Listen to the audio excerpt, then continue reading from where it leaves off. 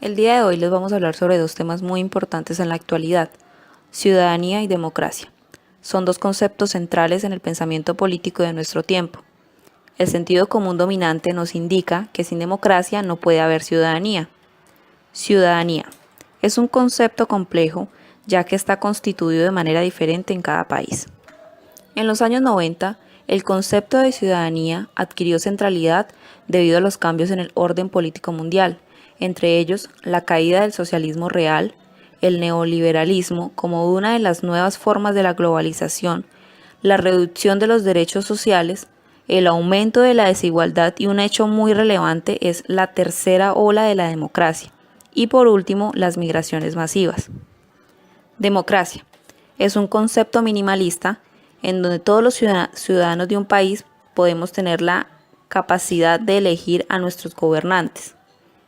Los derechos de los ciudadanos son un elemento central que permite pensar de una manera nueva tanto la democracia como la justicia.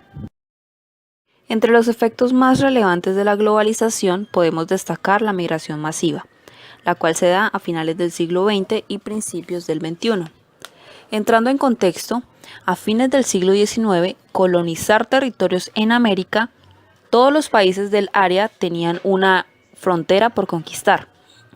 Entre ellos, Europa, Canadá y Estados Unidos discuten un debate sobre el multiculturalismo, concepto que se refiere al reconocimiento de la diversidad de culturas étnicas que pueden convivir dentro de un estado o nación.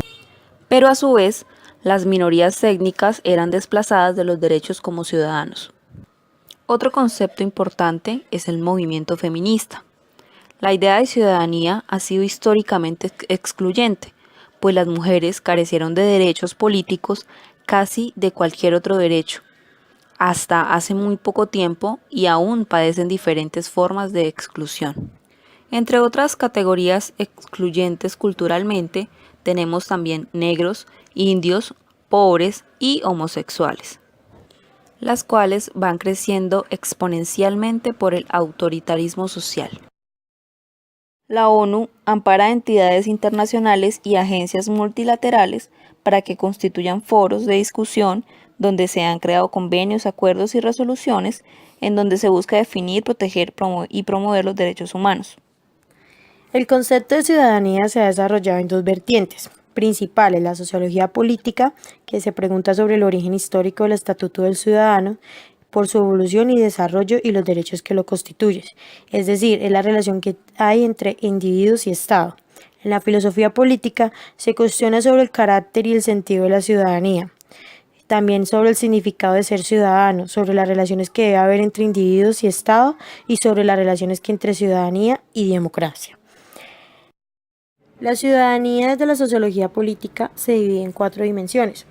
La primera es la nacionalidad y ciudadanía, en la que según Thomas Janowski define la ciudadanía como la membresía pasiva y activa de individuos en un Estado o nación, con ciertos derechos universales y obligaciones en un dado nivel de igualdad.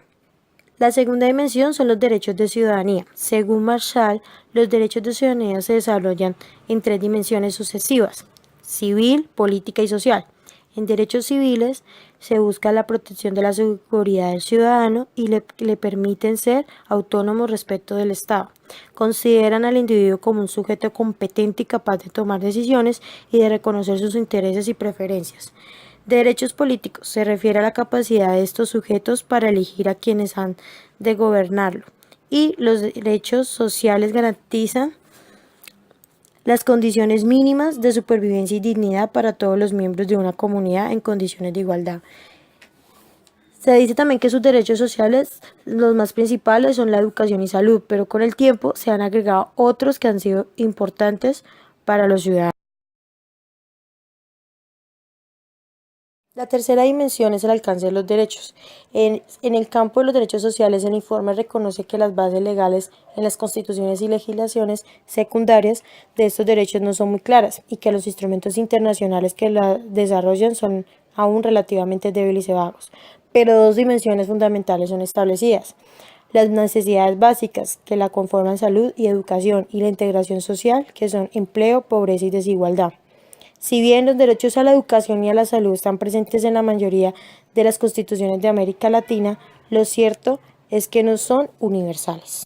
La cuarta dimensión nos habla sobre las notas sobre multiculturalismo y derechos, en la que nos dice que la vía de solución de la contradicción entre universalismo liberal y los derechos de grupo no carece de problemas teóricos y prácticos, pero lo cierto es que este tipo de reconciliación es necesario si los derechos de los grupos étnicos han de ser aceptados y aceptables dentro de una sociedad democrática.